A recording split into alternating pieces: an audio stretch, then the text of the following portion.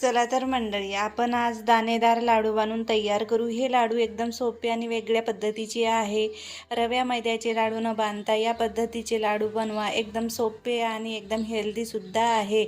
एक लाडू खाल्ला की दिवसभर पोट भरल्यासारखं असतो आणि जीवाला एकदम कमजोरी दूर करणारा आहे।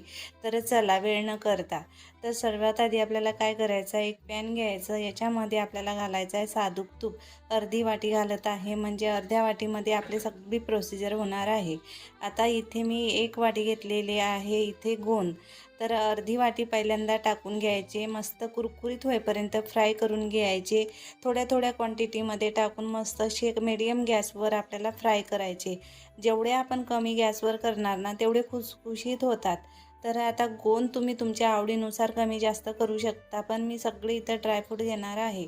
तर आता हे पाहू शकता तुम्ही, मस्त गोल्डन ब्राऊन कलर येईपर्यंत इथं मस्त आपल्याला फ्राय करून घेतलेले आहे। याच पद्धतीने आपण एक एक जिन्नस फ्राय करून घेऊया। पण हा आपल्याला जो गोंद आहे हे हाताने स्मॅश करायचं आपल्याला, त्याच्यामुळं खुसखुशीत भाजून घ्या। तर या पद्धतीने गोंद भाजून झालेला आहे। आता इथे मी काही ड्रायफ्रूट घेतलेले आहे, मखाने घेतलेले आहे, शेंगदाणे घेतलेले आहे। आवडीप्रमाणे तुम्ही इथे ड्रायफ्रूट घेऊ शकता। नंतरही काही आपल्याला ड्रायफ्रूट याच्यामध्ये घालायचे आहे। तर इथे 25 ते 30 इथं बदाम काजू घ्यायचे। आता तुम्ही एक एक वाटी घेतलेला आहे मी, तुम्ही क्वांटिटी कमी जास्त करू शकता। तर हे सुद्धा आपल्याला मीडियम गॅसवरच फ्राय करून घ्यायचे, एकदम खुसखुशीत। आता तुपामध्ये भाजण्याचं कारण म्हणजे एकदम हेल्दी बनवायचे आहे आणि मस्त तुपामध्ये भाजल्यानंतर 1 महिन्यापर्यंत मस्त टिकून राहतात। तसे ड्रायफ्रूट भाजल्यानंतर सुद्धा शेंगदाणे भाजून घ्यायचे। याच पद्धतीने मी मखाने सुद्धा भाजून घेतलेले आहे, बघू शकता। कमी म्हणजे एकदम कमी आपल्याला तुपामध्ये भाजायचे। आता ही मी कोकोनट पावडर घेतलेला आहे, हे सुद्धा भाजायचं। याच्यामध्ये सुद्धा ड्रायफ्रूटवाला मी कोकोनट घेतलेला आहे। सगळे जिन्नस आपल्याला ड्राय करण्यासाठी 2 ते 3 मिनिटं लागतातच। आता हे काढून घेऊ, चांगलं मस्त कुरकुरीत झालेलं आहे। आता सगळे जिन्नस आपण इथे तुपामध्ये भाजून घेतलेले आहे। आता याला आपल्याला दरदर वाटून घ्यायचं आहे, जास्त आपल्याला बारीक पावडर नको। तर चला वाटून घेऊया। हे सगळं मी दरदर वाटून घेतलेलं आहे, बघू शकता। फक्त गोंद जे आहे हे फक्त हाताने मॅश करा किंवा मोठ्या भांड्याने आपल्याला इथं याचा क्रंच करायचा आहे। तर हे एक जाडसर भांडं आहे, म्हणजे वजनाला आहे, त्याच्यामुळे चांगलं इथं कुरकुरीत आता हे तुकडे पडून घ्यायचे आहे। आपल्याला जास्त बारीक करायची गरज नाही। जर आपण मिक्सरमध्ये हे वाटलं ना तर एकदम पावडर फॉर्ममध्ये बनवून तयार होते, आपल्याला तसं नको। तर या पद्धतीने करून घ्यायचं आहे, बाकीचे सगळे वाटून घ्यायचे। तर आता हे पावडर जे आहे सगळं मिक्स करून घ्यायचं, म्हणजे आपल्याला तुम्ही ड्रायफ्रूटचे सुद्धा लाडू बांधू शकता। पण आज आपण याच्यामध्ये वेगळं आणखीन काही टाकणार आहोत, ते तुम्ही एंडपर्यंत पहा, म्हणजे तुमच्या लक्षात येणार आहे। तर हे सगळं पावडर म्हणजे आता टोटल जर हे पावडर वेटिंगसाठी घेतलं ना तर कमीत कमी अर्धा ते 1 किलो एवढं आहे, तर बघू शकता। तर आता हे पावडरचे सुद्धा तुम्ही लाडू बांधू शकता। आता टेस्टसाठी मी फक्त इलायची पावडर घातलेला आहे, एसेन्स वगैरे टाकू शकता तुम्ही। बस इथं तुम्हाला साखर वाटून घ्यायची आणि तुपामध्ये हे लाडू बांधून घ्यायचे, म्हणजे परफेक्ट ड्रायफ्रूटचे लाडू बांधले जातात। तर आता काय करायचं आहे, एक मोठी परात घ्यायची, त्याच्यामध्ये गव्हाचं पीठ 1 वाटी घ्यायचं। तर तुम्ही जास्त क्वांटिटीमध्ये बनवू शकता। अर्धी वाटी बेसन घ्यायचं, अर्धीच वाटी आपल्याला इथं घ्यायची बारीकवाली सुजी। आता हे चाळून घ्यायचे। तिन्ही जिन्नस काय करायचे आपल्याला मिक्स करायचे। त्याच्या आधी आपण याच्यामध्ये 2 टीस्पून तूप घालून घेऊ, चांगलं मोहन लावून घ्यायचं, म्हणजे कुरकुरीत आणि दाणेदार आपलं हे पावडर बनते। तर ही एकदम शॉर्ट पद्धत आहे, तर तुम्ही या पद्धतीने सुद्धा करू शकता आणि 1 महिन्यापर्यंत हे लाडू टिकून राहतात। जास्त फक्त तुपाचा वापर करायचा। सगळं पीठ चोळून घ्यायचं, दाण्या दाण्याला हे तूप लागलं पाहिजेत, म्हणजे दाणेदार आपलं हे पावडर बनते। तर आता थोडं थोडं पाणी टाकायचं आणि घट्टसर गोळा लावून घ्यायचा। तर आता आपल्याला हे फ्रायसुद्धा करायचं आहे, त्याच्यासाठी लूज गोळा नको, त्याच्यामुळं आपल्याला टाईट गोळा इथं तयार करायचा। या पद्धतीने एकदम परफेक्ट आपला हा गोळा बनून तयार होतो। तर बघू शकता, जास्त वेळही नाही आणि कमी पाण्यामध्ये तयार करायचा गोळा।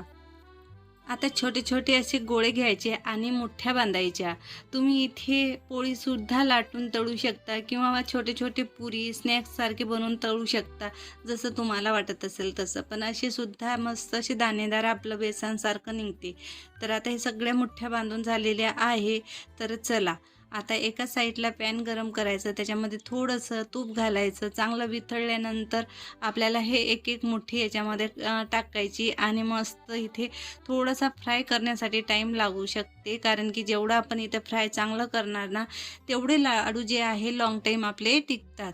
आणि तेलाचा जर वापर केला तर हे कमी याची लॉंग टाईम राहते, त्याच्यामुळं थोड्याशा तुपामध्येच तुम्ही इथे फ्राय करून घ्या, म्हणजे मस्त टेस्टी लागतात खायला आणि यांची जे सेल्फ लाईन राहते ना कमीत कमी 1 महिन्यापर्यंत राहते. तर तुम्ही हे स्टेप बाय स्टेप नक्की फॉलो करा आणि अशा पद्धतीचे लाडू बांधा. तर आता कमीत कमी आपल्याला 10 ते 12 मिनटं लागतात. इकडं तिकडं थोडासा वेळ होऊ शकते, पण असेच आपल्याला एकदम गोल्डन ब्राऊन बदामी कलर येईपर्यंत फ्राय करायचे. आता हे सगळे फ्राय केल्यानंतर लगेच याचे तुकडे करून थंड करायचं. साईडला आता काय करायचं, मी इथे अर्धा किलो गूळ घेतलेला आहे, छान चांगल्या क्वालिटीचा घ्यायचा आणि अर्ध्या किलोसाठी आपल्याला 1 ग्लास पाणी लागणार आहे. आणि आता हे मोठ्या मी तोडून घेते, थंड्या होतात तोपर्यंत, म्हणजे आपल्याला वाटायला सोपे जातील.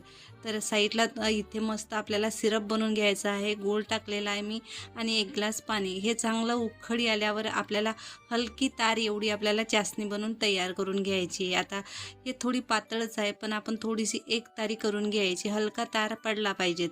बस अशा पद्धतीचे आपल्याला इथं सिरप हवा. तर साईडला मस्त मी पावडरसुद्धा बनवून घेतलेलं आहे आणि तुम्हाला ते सुद्धा दाखवते. तर बघू शकता मस्त असं पल्स मोडवर आपल्याला फिरून फिरून हे चांगलं आपल्याला असे पावडर फॉर्ममध्ये बनवून घ्यायचं. तर हे सगळं सुजीसारखं तुम्हाला टेक्स्चर दिसत असेल, याच पद्धतीचं आपल्याला पावडर बनवून घ्यायचं. आता याच्यामध्ये काय करायचं आहे, आपल्याला हे सगळे गोटल्या जे आहेत गरम हे मोडायच्या आणि जे आपण पावडर तयार केलेलं आहे ड्रायफ्रूटचं ते याच्यामध्ये ॲड करून घ्यायचे. मस्त लागतात आणि एकदम चवीला भन्नाट आणि लॉंग टाईम एकदम हेल्दी बनतात. तर हे सगळं पावडर आपण याच्यामध्ये ॲड करून घेऊ आणि बघू शकता हे कमीत कमी 1 ते 1.5 किलो एवढं आपलं हे मसाला तयार झालेला आहे. आणि लाडू जर म्हटलं ना तर कमीत कमी 30 ते 35 लाडू तयार होतात, मीडियम साईजचे, आणि मोठ्या साईजचे थोडे कमी होतात. तर इथे मी थोडंसं इथे पिस्ता टाकत आहे आणि इथे किसमिस टाकत आहे. याला मी काहीच तुकडे वगैरे केलेले नाही, फक्त पिस्त्याला थोडेसे बारीक केलेले आहे. हे मिक्स करून घ्यायचे. मिक्स केल्यानंतर मस्त आपले ते गुळाची आपण जे चासणी बनवून तयार केलेली ती ॲड करून घ्यायची आहे. लगेच एकासोबत पूर्ण नाही टाकायचं, थोडं थोडं टाकायचं, म्हणजे आपल्याला अंदाज येतो आणि जास्त पातळ नको. जर पातळ झालं तर बॅटरची पूर्ण आपली मेजरिंग खराब होणार. तर थोडं थोडं याच्यामध्ये हे सिरप टाकायचं आणि मिक्स करायचं, म्हणजे जेवढं आपल्याला हवं तेवढं आपण पातळ करू शकतो. फक्त आपल्याला लाडू बांधता आले पाहिजेत एवढं आपल्याला एलसर पाहिजेत. तर बघू शकता मस्त हे आता सगळं मी इथे याच्यामध्ये ॲड केलेलं आहे आणि 5 ते 6 मिनटं असंच ठेवायचं, म्हणजे हे ऑब्झर्व होते आणि गोडपणा आतमध्ये जातो. आणि आता तुम्ही बघू शकता याचं टेक्स्चर एकदम रव्यासारखं झालेलं आहे. तर हे परफेक्ट आहे. गोळा बनवून पाहायचा, जर लाडू बनत असेल तर ठीक, नाही तर थोडंसं सिरप याच्यामध्ये ॲड करायचं. जर इथे सिरप कमी पडत असेल तर तुम्ही पुन्हा थोडंसं इकडं तिकडं जर झालं मेजरिंग तर तुम्ही याच्यामध्ये ॲड करू शकता थोडेसे ड्रायफ्रूट वगैरे, किंवा इथे आपलं गव्हाचं पीठ, मैदा हे सगळं मिक्स करून घ्यायचं. नंतर 2-3 असेच आपल्याला मोठ्या फ्राय करायच्या आणि त्याचं पावडर बनवून याच्यामध्ये ॲड करायचं. पण ते पूर्ण कसं आहे, एक जीव सगळं झालेलं असते, त्याच्यामुळे आपल्याला अंदाजी न करता सगळं मेजरिंगसोबत करायचं. तर या पद्धतीने सगळे लाडू बांधून घ्यायचे. तुम्हाला दाखवते, परफेक्ट बनतात, एकदम मस्त दाणेदार. त्या तोडूनसुद्धा दाखवणार सगळे झाल्यानंतर.